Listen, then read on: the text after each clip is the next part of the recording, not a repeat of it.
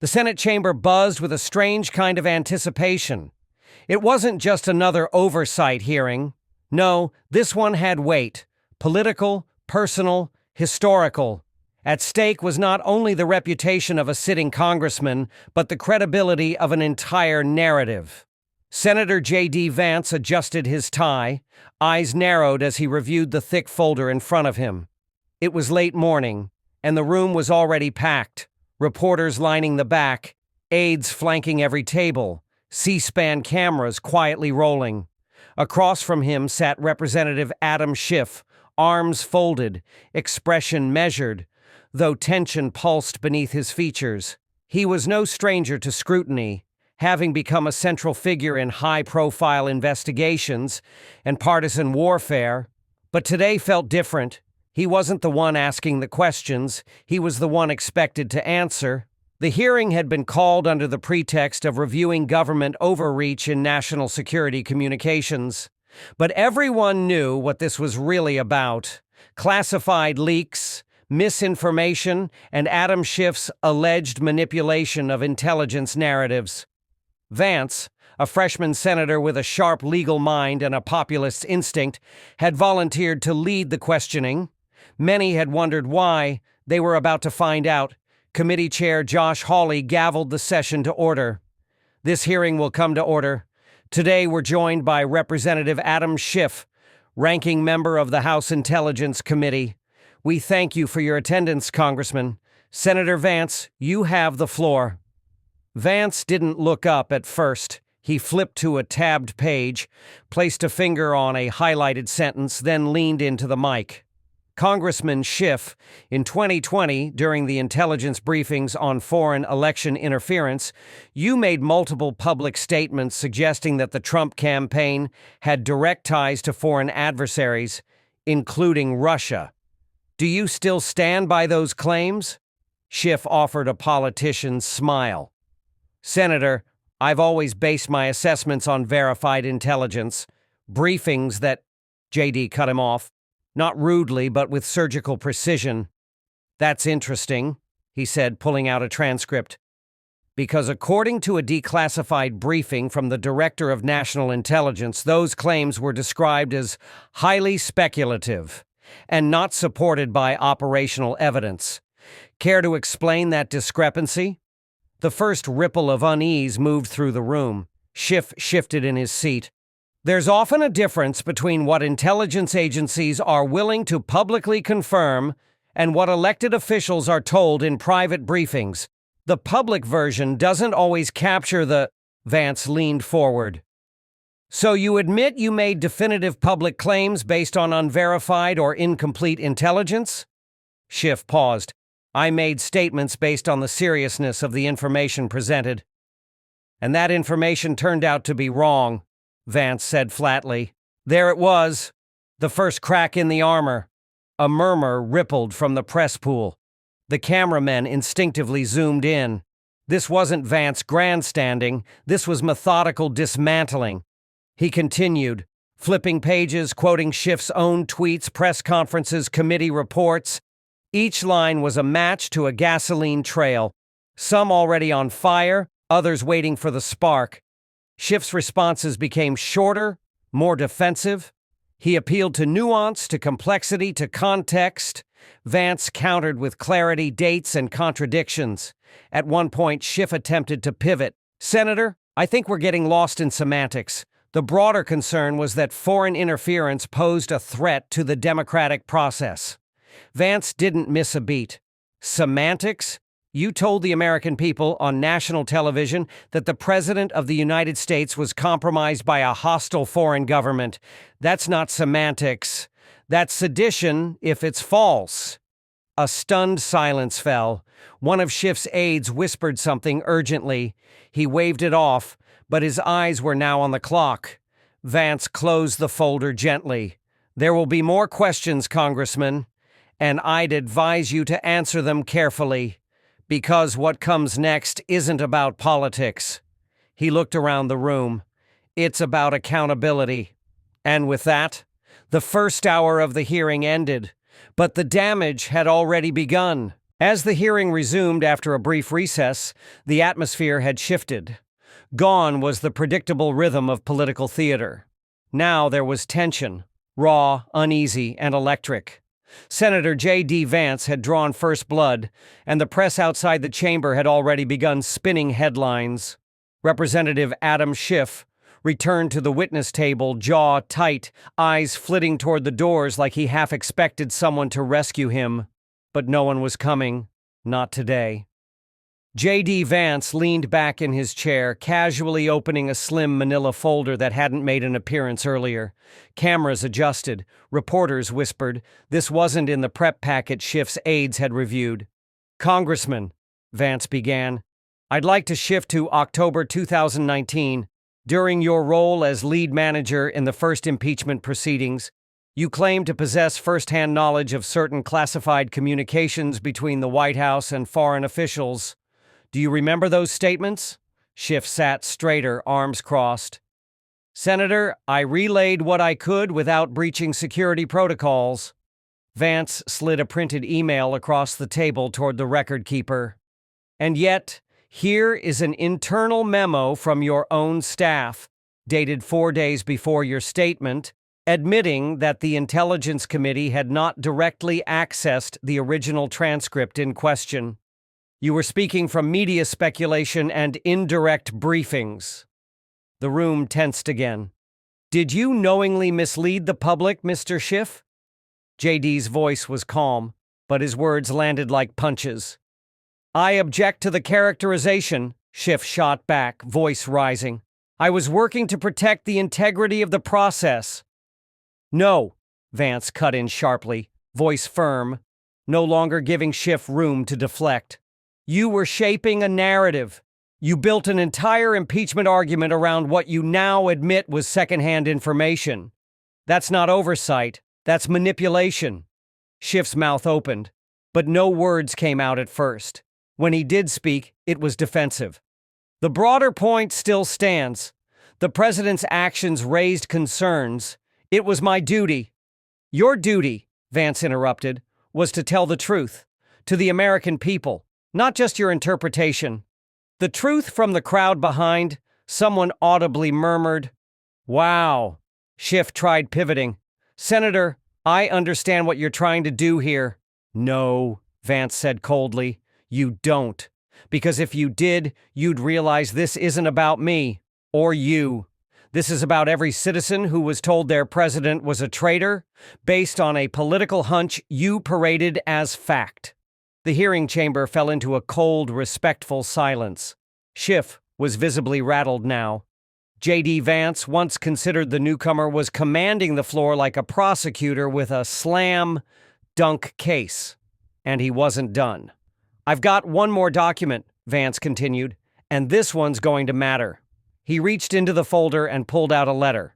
A closed-door deposition Schiff had dismissed years ago, but which had never been publicly released in full, until now. The clerk handed copies to the other senators. Schiff's aide leaned over and whispered something with a pale expression. Schiff's hands clenched slightly. "That deposition was classified." "Not anymore," Vance said, tapping the seal. "It was declassified last month. You might want to read the footnotes." And with that, the chessboard shifted again. This wasn't a game anymore, it was a reckoning. The room fell still as aides passed out the declassified deposition. The paper crackled under trembling fingers, and Senator Cruz leaned over to skim the contents, eyebrows lifting with interest. Even Democrats on the panel looked unsettled. Adam Schiff, once poised and practiced, now shifted like a man sitting on broken glass.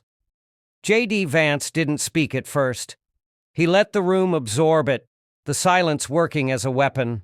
When he finally did lean into the mic, his voice was deliberate, surgical. "This deposition," he began, holding it up, "is from a senior official in the intelligence community. It directly contradicts your repeated public claims about what was said on that infamous call between President Trump and President Zelensky." Schiff didn't answer. He didn't blink. Vance continued, his tone sharp, each word slicing with precision. "You told America, over and over again, that Trump demanded quid pro quo, military aid for political dirt. But this witness under oath said no such demand was made, and you had access to this testimony weeks before going on national television and claiming the opposite. Schiff cleared his throat. Senator, the context? No, Vance cut in, voice harder now. We're not doing context. We're doing facts. This isn't about your feelings or your narrative-building instincts. This is about what you knew and when you chose to lie about it. The word lie echoed in the chamber like a thrown stone breaking stained glass. Schiff leaned forward slightly, his voice more clipped than before.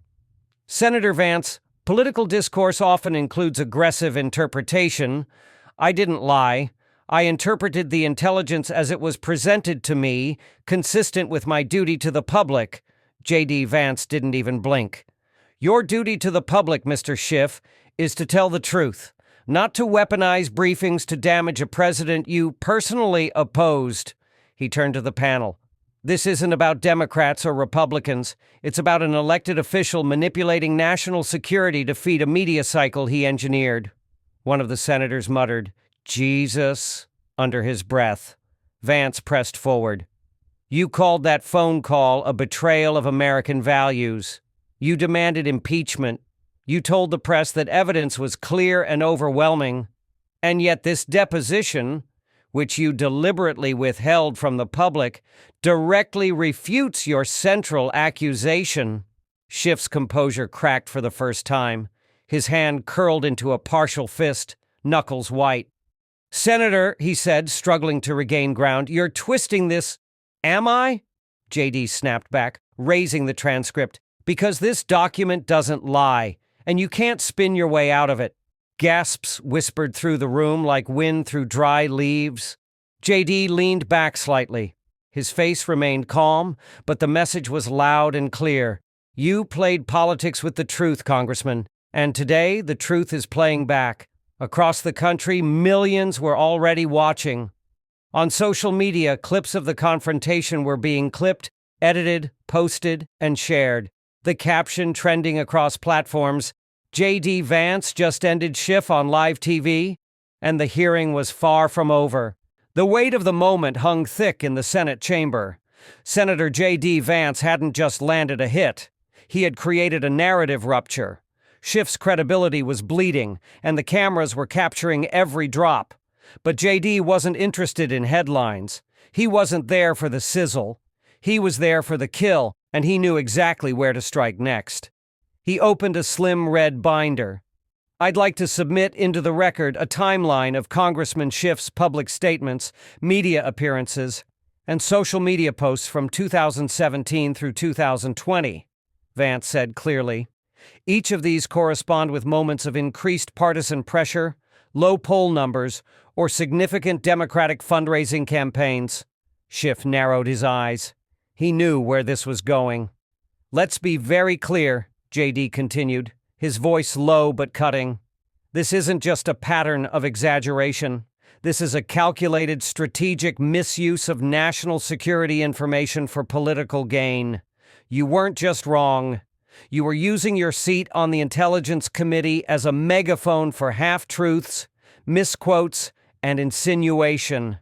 He flipped the binder open and read aloud. March 22, 2017. Congressman Schiff appears on MSNBC claiming there's more than circumstantial evidence of Trump-Russia collusion. June 7, 2017. CNN reports that no such evidence has been presented in classified briefings. JD looked up. You kept pushing the claim anyway. Schiff shifted in his seat, visibly agitated. I was speaking to what I believed the implications of the intelligence were. Vance didn't let him breathe. Or what you needed them to be, because that same week, your campaign raised $1.3 million off that narrative. So tell me, Congressman, was your interpretation driven by national security or political opportunity? The chamber erupted in murmurs. One senator leaned toward another and whispered, "He's unraveling him." Schiff tried to find higher ground. Senator, I'm not going to dignify the suggestion that I used classified concerns for campaign profit. JD smirked. You don't have to. Your FEC filings already did. He tapped the binder again. Donors surged every time you went on television to warn America of a conspiracy that never existed. Every time you promised a smoking gun that never arrived. That's not vigilance, Congressman. That's marketing. Adam Schiff's face reddened. You're grandstanding, Senator Vance.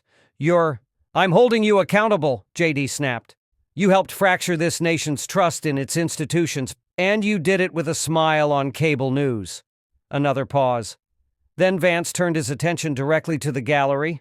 To every American watching this, he said, voice steady, you were lied to, not just by the press, but by the very people who swore an oath to tell you the truth.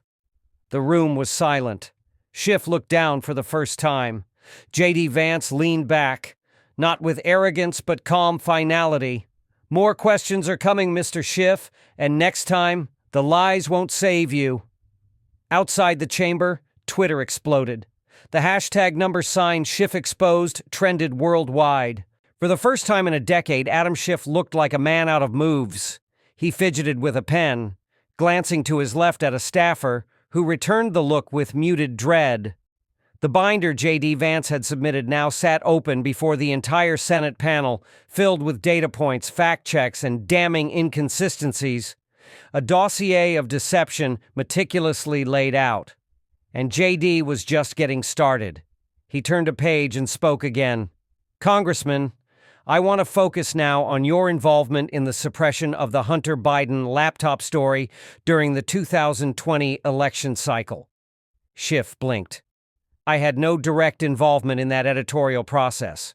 That's not what I asked, JD said firmly. In October 2020, you labeled the story Russian disinformation and signed a letter alongside 50 other intelligence officials saying as much, correct? I did, Schiff admitted, because the timing and sourcing were suspicious. It had all the hallmarks of a foreign op, but you had no proof, JD said sharply. None. In fact, the FBI had already verified the laptop's authenticity. And you knew that, didn't you? Schiff hesitated. Didn't you? JD pressed, voice rising. I had concerns, Schiff replied more cautiously now. You didn't have evidence, JD shot back. And yet you helped bury a story that turned out to be true, days before a presidential election. He let that sit. The room held its breath. Why? JD asked, voice cold. Why would the chair of the House Intelligence Committee, sworn to protect transparency, help suppress real information from the American people? Schiff didn't respond immediately. His lips parted slightly, but no sound came. His hands had stopped moving. Even the pen was still. JD leaned closer. Was it to protect a preferred candidate? Because it certainly wasn't to protect the truth. A woman in the back gasped quietly. One senator took off his glasses and cleaned them slowly, as if unsure what he was watching. I submit to the committee, JD said, that Congressman Schiff's pattern of behavior reveals not just bias, but an abuse of institutional power that undermined public faith in both intelligence agencies and democratic integrity. Schiff tried again to respond. Senator, hindsight. JD raised a hand. Hindsight doesn't apply when you were warned in real time. The FBI confirmed there was no evidence of foreign involvement. You chose to ignore it. And more importantly, you chose to speak anyway. Outside the hearing, anchors on CNN and Fox cut to split screens. Conservative pundits praised JD's composure and clarity. Even some center-left commentators admitted. Schiff looked rattled, overmatched. The tide was turning fast. JD closed the binder and pushed it gently aside. You've misled the public for years, Congressman. And today we're peeling away the excuses. He turned again to the panel. There's a reckoning happening here. Not because of partisanship, but because truth still matters, and lies have consequences. He stared directly at Schiff. And we're not done. As the silence lingered after JD Vance's searing remarks, Adam Schiff finally spoke. But his tone had shifted. The calm, calculated delivery was gone. In its place, a defensive, trembling edge crept into his words. Senator Vance, with all due respect, he began, I find this hearing to be less about truth and more about political vengeance. You're not here to ask questions. You're here to make a spectacle. JD Vance didn't even flinch. You're wrong, he replied coolly. I'm here to protect Americans from elected officials who've blurred the line between oversight and personal crusades.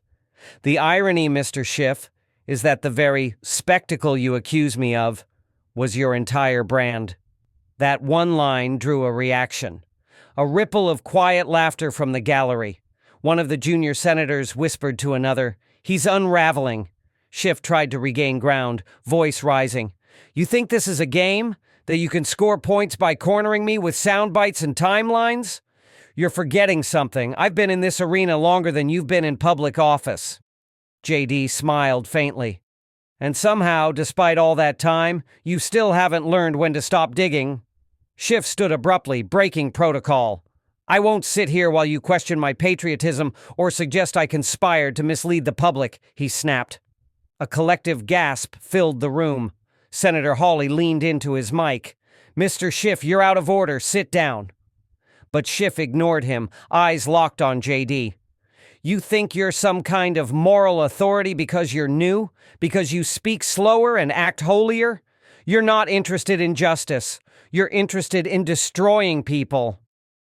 JD stayed seated, still calm, still controlled, and that calm was louder than Schiff's fury. I don't need to destroy you, Congressman, JD said evenly. You did that yourself when you chose ego over evidence, when you weaponized the trust of the American people. Schiff's face burned red. He opened his mouth again, only to be cut off by the chairman's gavel. Enough, came the sharp command. Mr. Schiff, you will resume your seat immediately. Schiff reluctantly sat, shoulders stiff. JD waited a beat. Then, voice calm as ever, he said, Let the record show that the only person who's shouted, stood without permission, and broken chamber rules today is not the one asking the questions. The blow landed hard. News outlets erupted in live analysis. Schiff meltdown started trending within minutes. Even some Democratic strategists began texting damage control ideas. JD Vance knew he had just won a psychological battle, not just by exposing Schiff's contradictions, but by staying cool while his opponent cracked. And yet, the most damning question of all was still waiting in his notes. He looked down, tapped the page once, then looked back up. We're not done here. Your Schiff had gone quiet again, but it was a silence of defeat, not strategy. His shoulders, usually square and commanding, slouched slightly. The stack of notes in front of him now looked more like a shield than a tool. JD Vance, sensing the shift, moved in with controlled precision. I want to take you back, JD said calmly, to March 2020, during the peak of the COVID pandemic. Schiff blinked. He wasn't expecting that. You were one of the first lawmakers to accuse President Trump of deliberately misleading the public about COVID-19 risks, JD continued.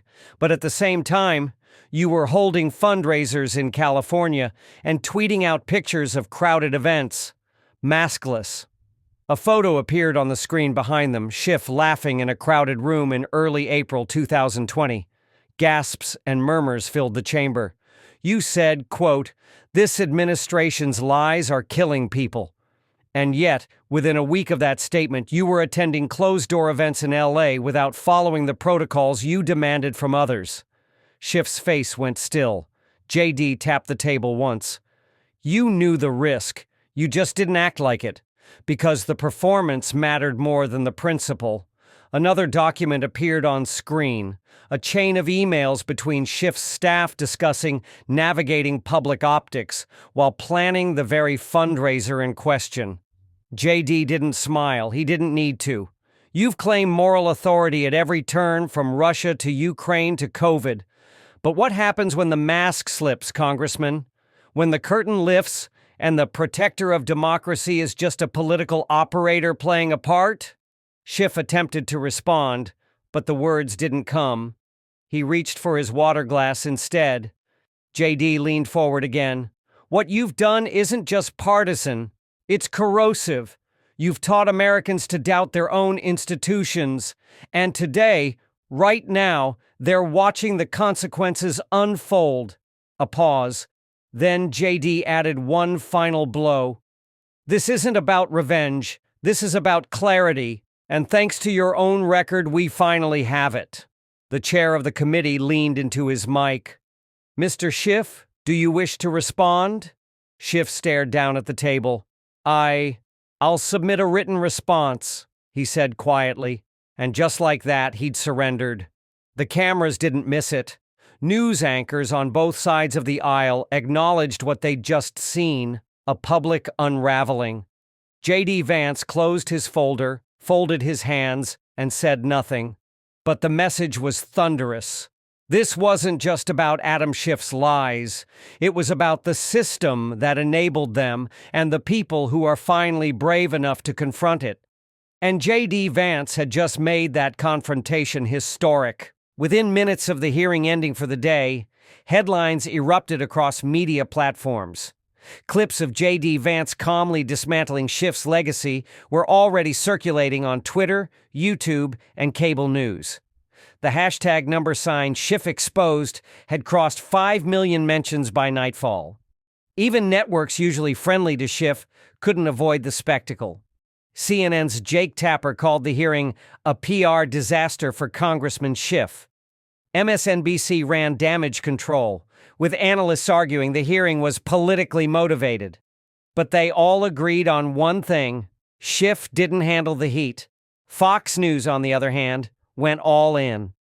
Tucker Carlson replayed the moment where Schiff stood up and shouted, "You're trying to destroy me," calling it the most fragile outburst from a sitting congressman this year. Meanwhile, JD Vance appeared on Sean Hannity that night, quiet and measured as ever. "I wasn't trying to embarrass him," JD said. "I just wanted the truth on the record." The response was immediate. Donations to Vance's PAC surged. Conservative influencers praised his composure, contrasting it with Schiff's emotion. Even moderate voters began to ask, "What else haven't they told us?" But it wasn't just the media. In private rooms across Washington, Democrats whispered about Schiff's future. Would he survive this politically? Was his name too toxic now for higher office? And Schiff? He issued a late-night tweet claiming the hearing was a partisan circus, but the replies told the real story. Thousands mocked the post, attaching clips of JD's cold logic and Schiff's stammering replies. By morning, the damage was undeniable. Capitol Hill buzzed the following morning, not with speculation, but with aftermath. Behind closed doors, Democratic aides scrambled to contain the fallout. Adam Schiff's own staff had gone quiet on social media. The usual defenders in the press were more hesitant than ever. A handful of Democrats even admitted off record. It was hard to watch him lose control like that. Meanwhile, JD Vance was in high demand. His phone lit up with requests from news outlets, podcasts, and political groups. The phrase "JD exposed the machine" began trending among conservative circles. What made the moment resonate wasn't just the facts JD delivered. It was the way he dismantled Schiff's narrative without theatrics, without shouting, just the truth. By noon, a senior GOP senator told a journalist, "This wasn't just a hearing, this was a turning point. Schiff was the architect of the collusion myth, and now the scaffolding is gone." Political strategists took notice too. JD Vance's calm but lethal approach became a case study in how to counter institutional narratives without losing the room. Even some independents on social media, usually fence-sitters, wrote things like, "I didn't vote for JD Vance, but after what I saw yesterday, I might." The Biden White House, avoiding direct comment, released a vague statement about the importance of transparency in all branches of government. It didn't matter. The court of public opinion had already ruled, and Adam Schiff? He canceled his upcoming appearance on MSNBC. Days after the explosive hearing, the ripples hadn't settled. They'd surged into a tidal shift. JD Vance wasn't gloating. He gave no victory speech. He didn't tour cable news gloating about his performance. Instead, he posted a short message on X. The hearing wasn't about personalities. It was about accountability. Washington forgot how to deliver it. We just reminded them. Simple, director, unshakable. Meanwhile, Schiff released a statement through his press office, framing the hearing as an attempt to distract the public from the real threats to democracy. But the damage was baked in. Editorials that once fawned over him now used words like evasive, rattled, and outmaneuvered. Political late-night shows didn't hold back either. On Gutfeld, a skit featured an actor playing Schiff nervously reciting the words Russian disinformation every time he was asked a question, followed by a deadpan JD Vance calmly holding up documents. But beyond the comedy and headlines, a deeper impact was forming. Young conservatives began circulating clips of JD's key moments. His silence when Schiff screamed, his calm logic when Schiff dodged. Political science professors dissected the hearing in lectures. Analysts now referred to it as a watershed moment in the fight against political narrative control. For JD Vance, it wasn't just a win over a congressman. It was a statement to every corner of the political world. Truth doesn't need a filter, and when you lie long enough, eventually someone shows up who's not afraid to expose you. The message echoed well beyond the chamber. And Adam Schiff? He may still hold a seat in Congress, but after that day, he'd lost something more lasting: credibility. Some moments in politics don't need shouting. They don't need banners, spin rooms, or applause. All they need is one man with facts and the courage to say them. JD Vance didn't show up to perform. He showed up to remind Washington and America that truth still matters. That silence under pressure speaks louder than rage. That calm accountability cuts deeper than political theater. Adam Schiff built a career on carefully crafted narratives. But in that hearing room, the spotlight didn't protect him. Because when reality walks in, fiction folds. This wasn't just a clash of two names. It was a wake-up call for every official who thinks the public will forget. They won't. Not anymore. Because now they've seen what it looks like when a lie is held up to the light and crumbles. If you believe truth deserves a defender, if you believe facts still matter more than feelings, then share this story. Speak up, stay alert, because the next hearing may not be televised. But the consequences, they always are.